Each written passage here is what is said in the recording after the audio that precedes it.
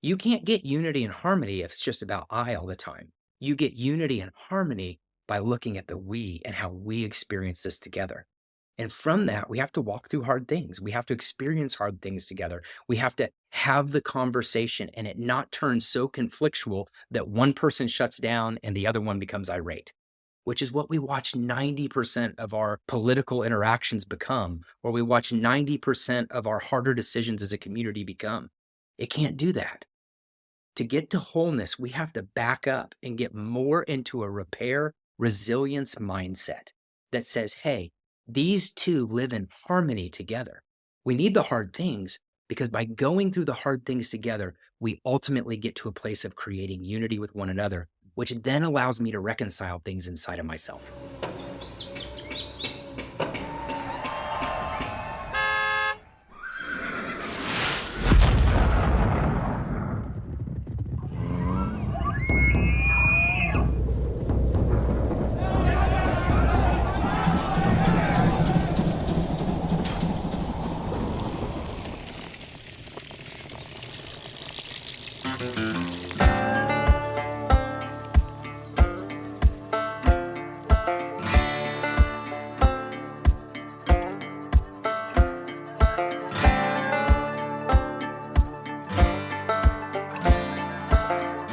We are listening to The Underview, an exploration in the shaping of our place.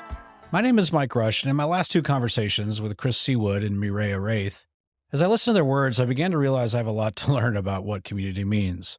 As these conversations have built over the past 16 episodes, I just now am beginning to see the true need, not to build just a stronger and deeper community, but stronger and deeper relationships. These past couple conversations have been heavy.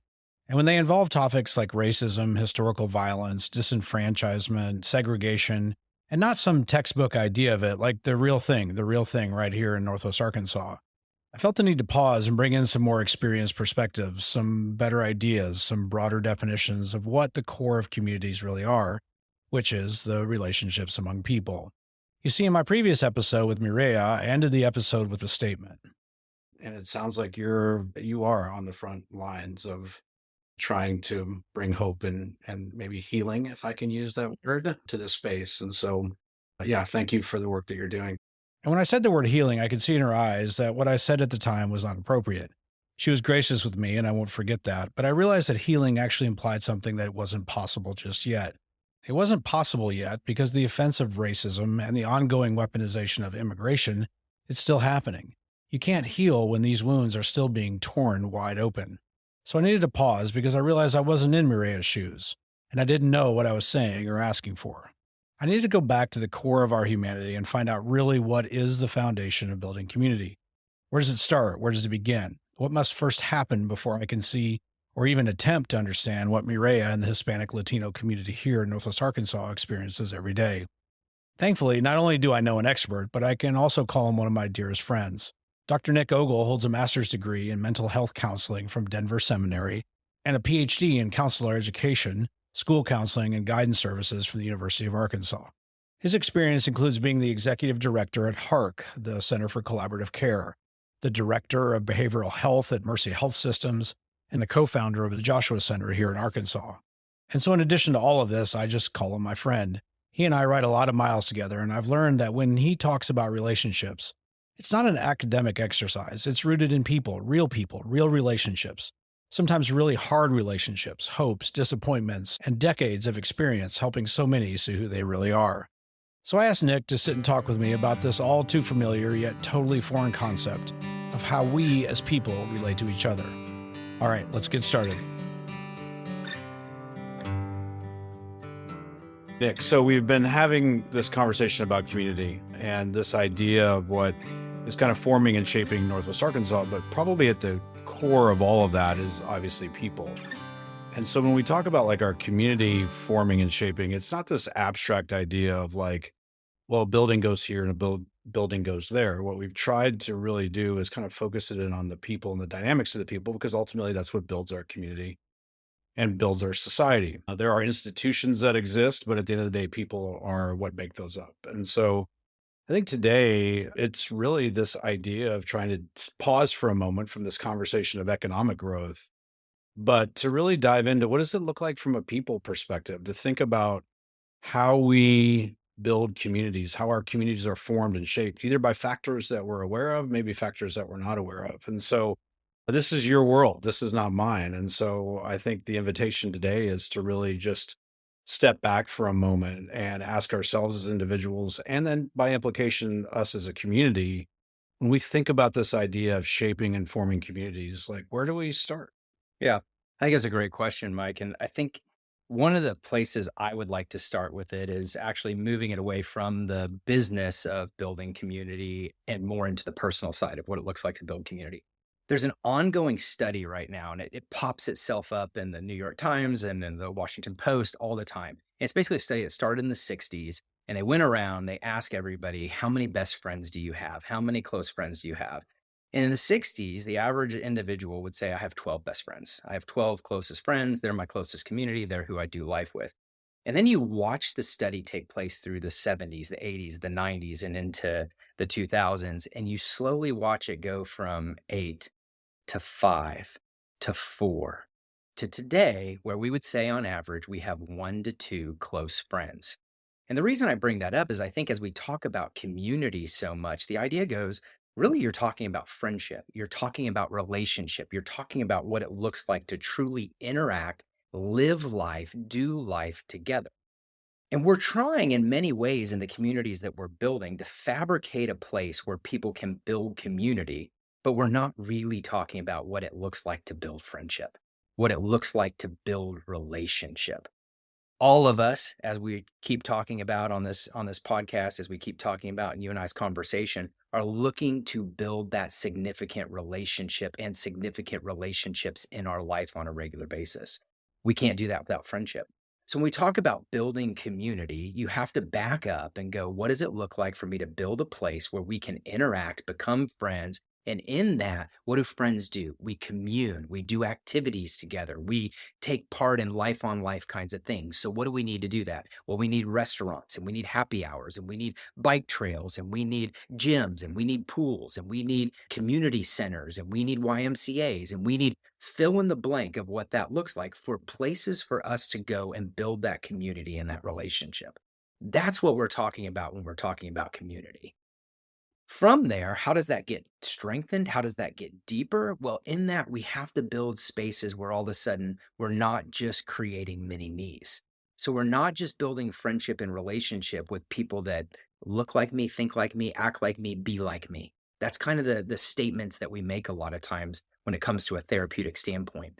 You look at the healthiest people throughout the world, and they're people that build relationship with people that have different ideologies, different stances, different ways of being than they themselves do. And by naturally engaging in those relationships, they're broadening this horizon. And as that friendship deepens, they begin to see things differently. They begin to feel things differently and experience the world differently. So if we create communities where all we do is create pockets of friendships that are be like me, act like me, think like me, ultimately you're me, then all of a sudden we've missed the point of what it looks like to build friendship and community with people that are different than us, that create that interaction, that space for us to see the world differently. Now, when it comes to that, you can go all sorts of ways of what that looks like. You can look at that from a, hey, we have different religious values, political values. We have different stances on what it looks like to be an American. We have different stances on what it looks like to be fill in the blank, a biker, right? We make jokes all the time about how, road cyclists, they're not real cyclists, you But know? but that's true though. And while it's true, we're really kind of jerks for not engaging in relationship with road cyclists because we've shut down our horizon and our understanding of what that community looks like. So when you're talking about community, you've got to build places. Place is very important for that, for these friendships and relationships to exist. And in that has to be a platform in which it is not an I-centric culture. This is prominent, Mike, to everything that you're talking about. The reason we are starting to fall apart is because if you look at the trajectory of America right now, and this is not going to be super popular with people, we have moved into an I culture. It's all about how I feel, how I see the world, how I experience the world, what is happening to I all the time. And you look throughout history when civilizations have fallen, you look at the Roman culture, you look at the Greek culture, you look at what's happening throughout different American cultures right now. When we become so I centric and it's all about me, how I was hurt, how I was wounded. Here's my opinion on this. I only interact with people that have these same values of me. All of a sudden, you lose the we culture. And when we're not thinking about the greater good of the we, all of a sudden now we don't have an ability, we don't have the ability anymore to move our culture forward because every step we take to move forward is about I. It's about how I experience it. It's about how I see it. Or it's about just I and the many me's I have around me. It's not about the bigger context of everybody. That's where we're missing community. We have to recognize and interact in that bigger circumference of everybody around us that sees it and experiences it differently, or we will lose ourselves. And I culture is just about I. It's not about we. It feels like we've built a culture and society to reinforce every aspect of this I culture. Yes, we literally have the iPhone.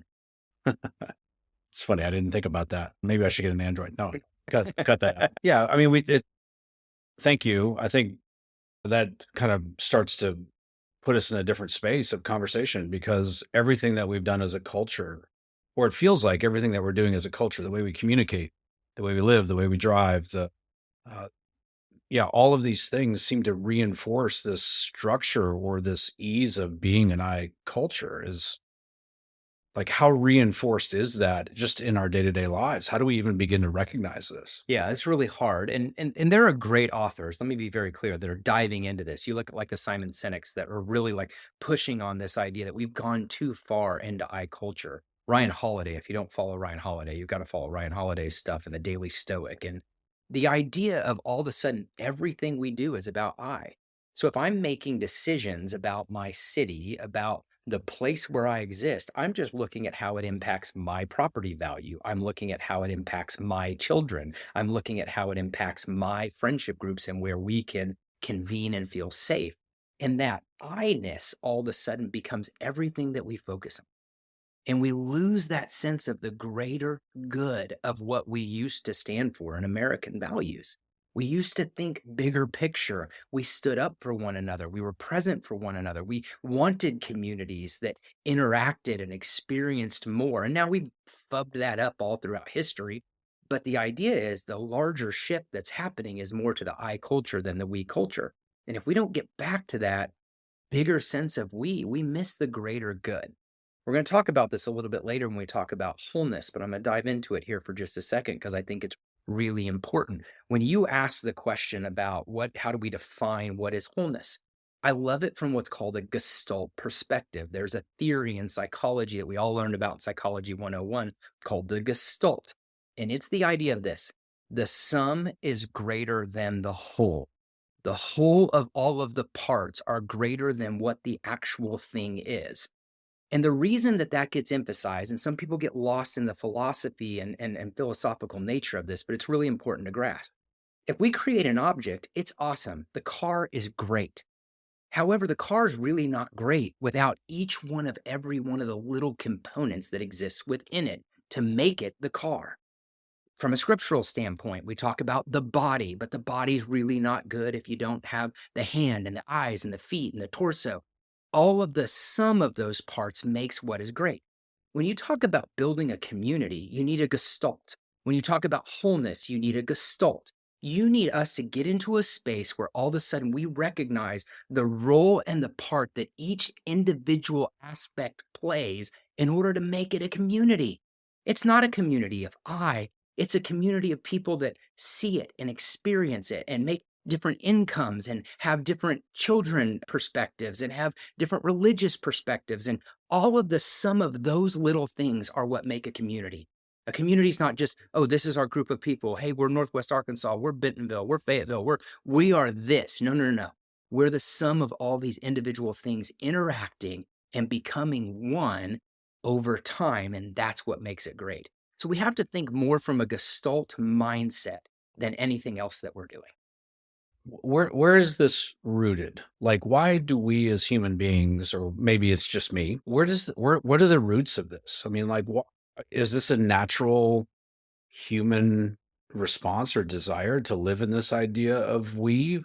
I mean, it feels like, especially in our culture of this individual society, that We celebrate the individual. We celebrate the ability of the individual to rise up, to overcome, to achieve, which feels very contrary to what you're describing today. Yeah, again, I think that's because we've evolved into this place. Hmm. This is not where the mass majority, and hear this is not where the mass majority of our philosophy, our theology, our thinkers, our theorists throughout time have ever created theories based on. They were never created on I culture, just to be very clear. So if you go back to the beginnings of even like you look at religious history, it wasn't an I salvation, I Roman road experience. It was more about the communal we. It was the bigger picture. You look at what happened with the Stoics or the great philosophers of our time. It wasn't about, I have achieved this, I've arrived at this enlightenment, this awareness of what the world should look like and how we interact as individuals. It was the bigger, hey, this is we, not just my experience in this. This is how we as a community should live in order to achieve these greater levels of awareness and greater levels of impact, greater levels of excellence, whatever word you want to put there. So what's happened is slowly we've derived our different theorists and our different belief systems into more the I, the we. Some people make jokes about like the self-help psychology world that we live in now, or kind of the therapy world that it's all about I achieving this. But the reality is, whatever theory base we have, it used to be rooted in that bigger we meaning culture. And we've just come into a phase where now all of a sudden it's more about who I am and what I'm achieving and how I feel or how I experience things or what I am a victim of or what I am, losing. And when we think like that and we live like that, all of a sudden we've lost that greater good. But all throughout history, it really wasn't until about 110 years ago, Mike, that we all of a sudden evolved out of that bigger we gestalt type of thinking.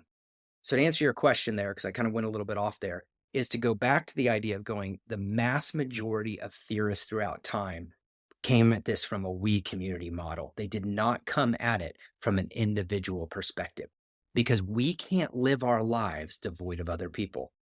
You look at the mass majority of humans that live in isolation, and the mass majority of them rate their satisfaction in life lower than those that truly live in community. There's a story that maybe some of your readers will remember. We had to read it probably back in middle school, early high school. It's in most of our literature books that we all had back then. But it's a story called The Bet.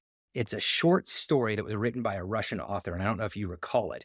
But the bet was this individual basically went into a pub, a bar area, met a very wealthy individual. They got it to drinking and laughing, and all of a sudden, they started talking about living in isolation. And this multi-millionaire, very wealthy individual bet the guy, "Hey, I bet you $1 million you couldn't live in isolation for a year, 365 days, completely alone and devoid of it."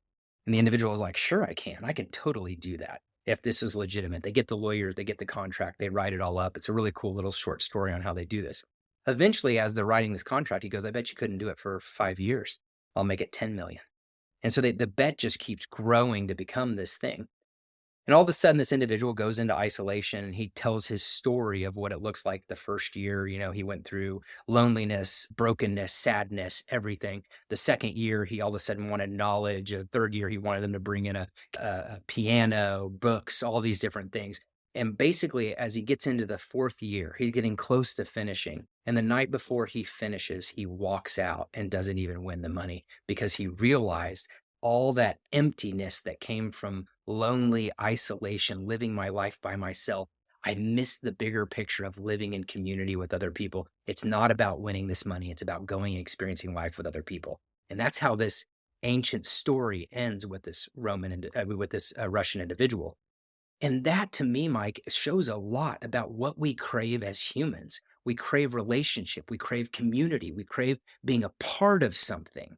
But yet everything that we're experiencing right now is driving us to just care about ourselves. And I'm not going to get into an anti-social media diatribe here, but that is one thing that's driving the I culture. It's about, I post this. How many likes did I get? How many views did I get? How can I expand where I'm at with that? And it becomes this self-absorbed, constantly evaluating myself based on that. And we don't even realize how intrinsic it is. We don't realize how intrinsic our phones have become to I all the time. We don't realize, and this is something you and I've talked about, how when we sit around a dinner table, sometimes an individual will constantly tell stories about themselves. And it just becomes about them and how they were wronged and how they are hurt and how their lives aren't evolving or they didn't get what was coming to them. And there's this negative undertone that exists in high culture. And what we're watching is that erode people's mental health. We're seeing people's levels. You hear this all the time in the news. Depression's at its all-time high. Anxiety's at its all-time high. Fear is at its all-time high. Mental health, people seeking treatment is at its high. Medication treatment's at its high. Like, because we've become so focused on, but to go back to the core of who we are and live in community and find meaning and value and find friendship, that's where all of a sudden we'll see ourselves thrive again. And that's what the great theorists and psychologists have been saying throughout time. It's what your biblical individuals should go back to. It wasn't ever about I, it was about we. Are we, I mean, given where we are today, Nick, how can we go back to that? How do we go back to that? Yeah. We need inspiration, Mike.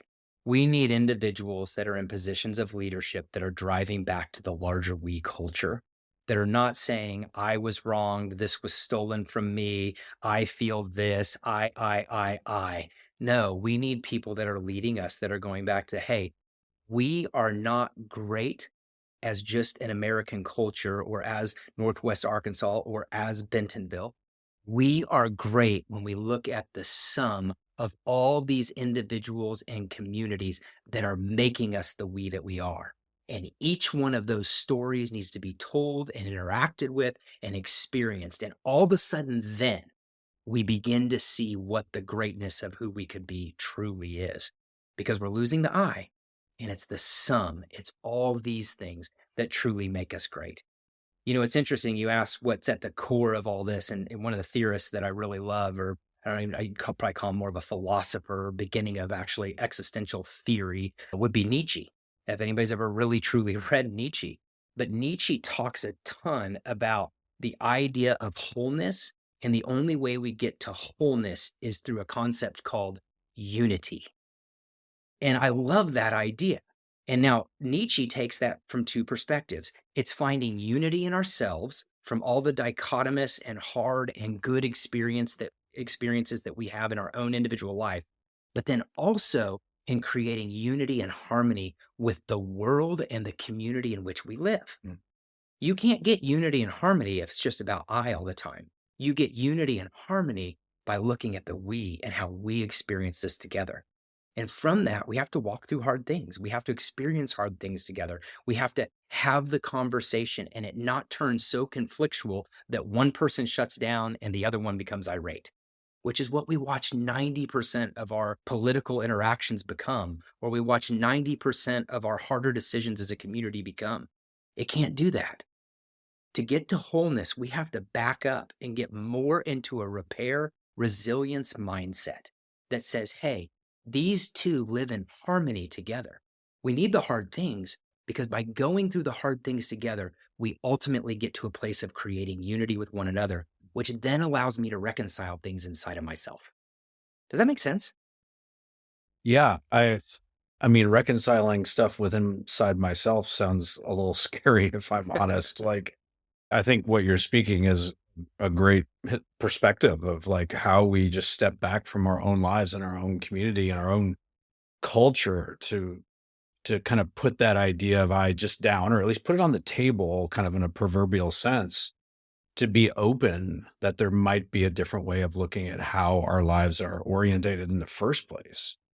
And I think the question, or maybe the challenge, that as we think about how we build these communities, how we build these friendships, is like, given where we are today, like where do we start? Like, what should our hope be? What does that mean that we have to put down of our own interests, maybe our own self-interest for a moment, and realize that in this conversation of friendships, that means I'm going to have to think about how I orientate my life in a different way before I can even begin to maybe even step into those kinds of conversations or realm of possibility. And And if I do it as an individual and that's not received or reciprocated, do we like, is there hope, I guess, in some way of like, where do we start to think about this idea of friendship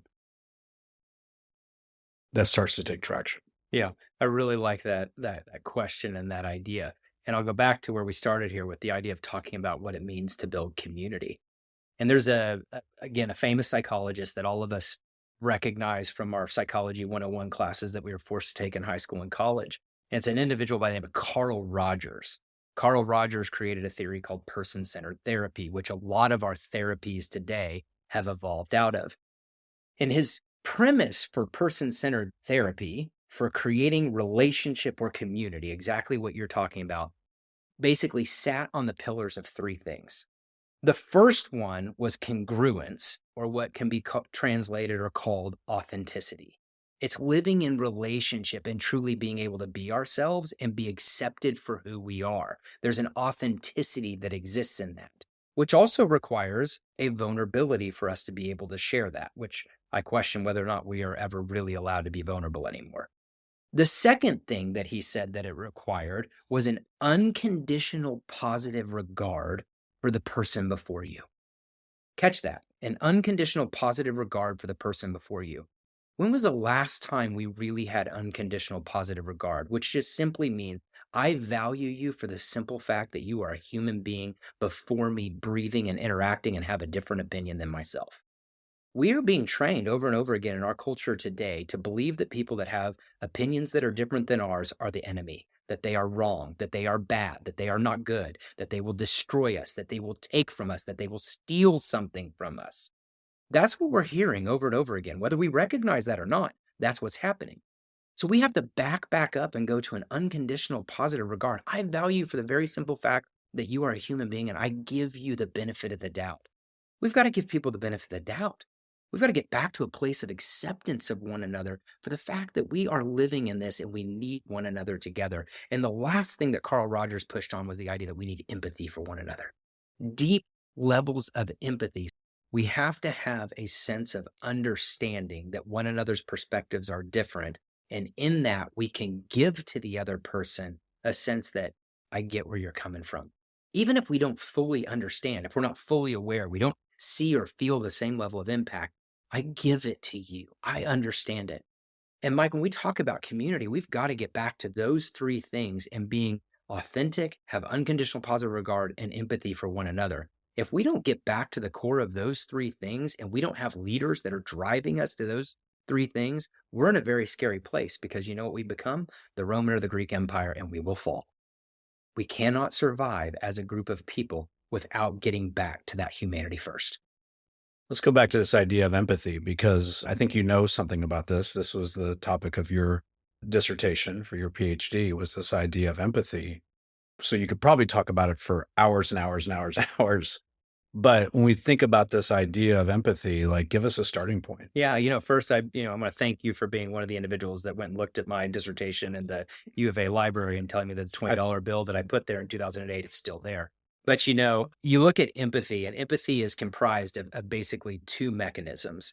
There's two types of empathy that exist. There's affective empathy and there's cognitive empathy. And these two are very different. And my dissertation, as we talked about, was focusing on studying whether or not we could teach these types of empathies to males versus females and college students. And so if you look at affective empathy is I can truly feel what you feel. So it's the idea that somebody's sharing a deep, heartfelt story about losing a parent. And all of a sudden, the other individual feels that they get the goosebumps, they get that rush of that coldness that comes across their body and they start to cry because they truly feel what the other person's feeling. Cognitive empathy is a little bit different. On the other side, cognitive empathy says, I can put myself in your shoes. And it's not that I feel what you feel, but I get what you're trying to say. I can relate on some level to what you're trying to connect with. And Mike, what we're seeing throughout culture is an absence of those two things. This idea that, hey, one, I want to feel what you feel. And two, if I can't quite feel it, I can at least understand it.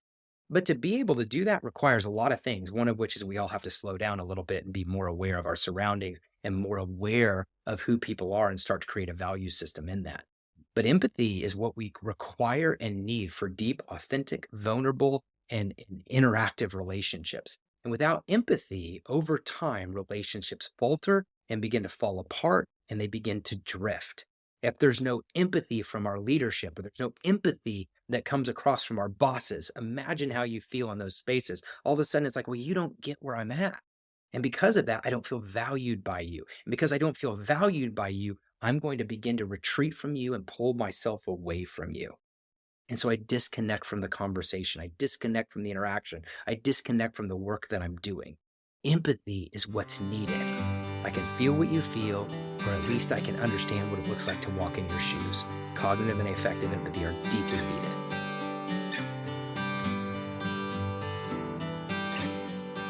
We're going to stop here for today because we need to be able to sit with this for a minute, or at least I do.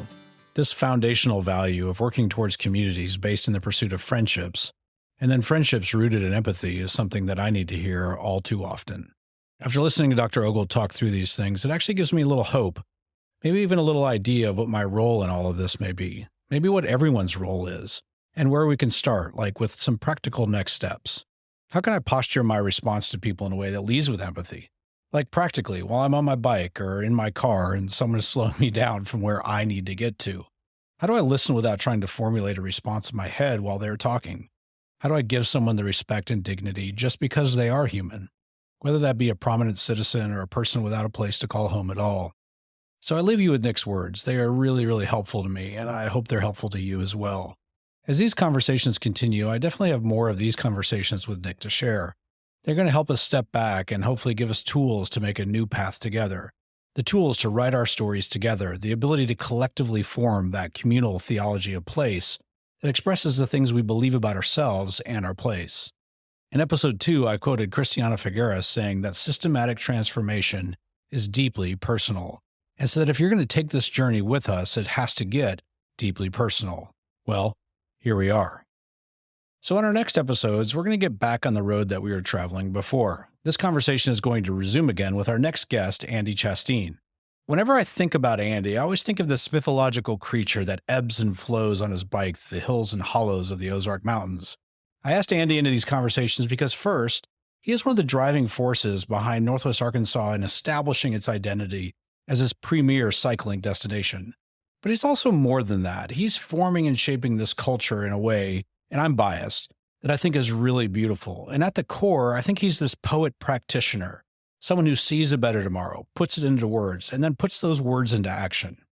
That's what this boils down to. Face-to-face conversations with people that you may not have anything in common with, or maybe you have different political beliefs or whatever the case may be. You can always find common ground with people.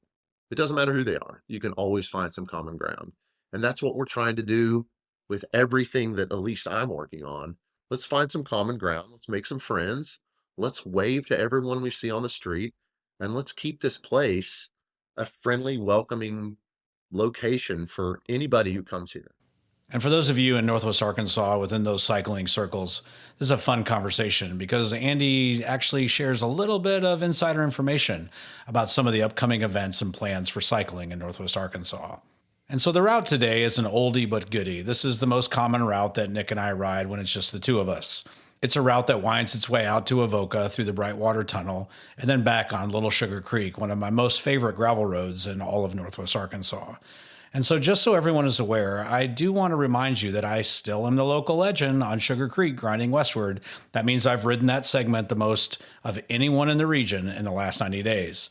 I only include this because Nick's probably the only one that knows just how silly this little game is that I'm playing with apparently only myself.